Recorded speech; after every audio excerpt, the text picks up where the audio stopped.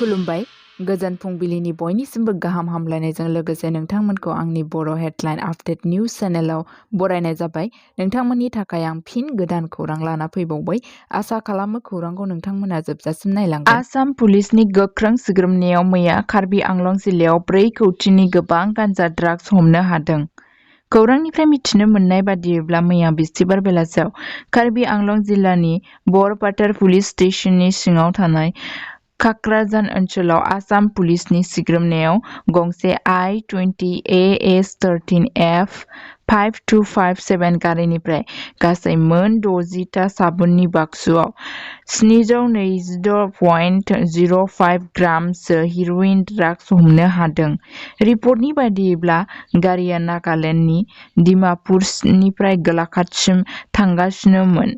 जाथायजों सोमोन्दो थानाय साजिद खान आरो इकबाल आहमेद सानैखौ पुलिसनि आवथायाव लांना सोंनाय फिननाय सोलिगासिनो दं। स्पर्ट्स अथरिटी अफ इन्डियाया लवलीना बरग'हाइखौ बरायदों।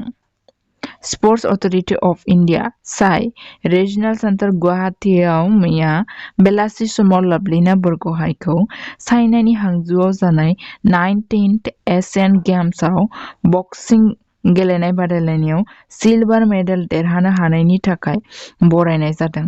बे हाबाफारियाव रिजनेल सेन्टारनि गासैबो अफिसियेलफोर आरो ओनसोलनि गोबां एथलीट्सफोरखौ बाहागो लानायखौ नुनो मोननाय जादों।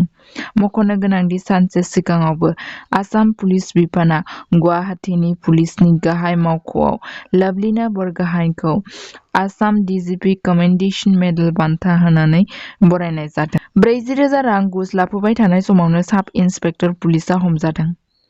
हमजानाय पुलिसखौ कार्बि आंलं जिल्लानि डकमका पुलिस स्टेशननि sub inspector officer in charge Sanat Kumar मुदय OC होननानै खौरां मोननाय जादों। बिथांखौ डाइरेक्टरेट अफ भिजिलेन्सनि एन्टि कराप्सन टीमआ सोलो बाहायनानै 40,000 रां घुस लाफुबाय थानाय समावनो हमनो हादों। रिपर्टनि बादियैब्ला उनाव बिथांनि थाग्रा जायगाखौ सिग्रोमनायाव नोगोद 17,74,500,000 रां बोखांनो हादों होनना खौरां मोननाय जादों।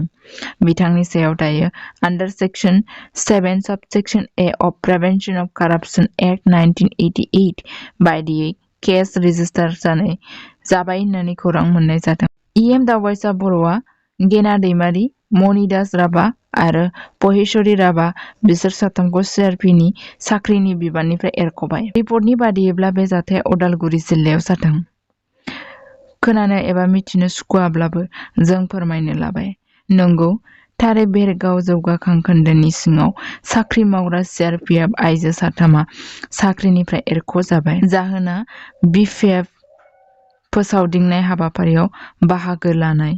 मिथिनो हानाय बादिब्ला फेसबुकआव बिथांमोननि पस्टजों फोसावनाय हाबाफारिखौ आपल'ड होदोंमोन। बे दायनि थाखायनो बिथांमोननि साख्रिया थुंगेबाय।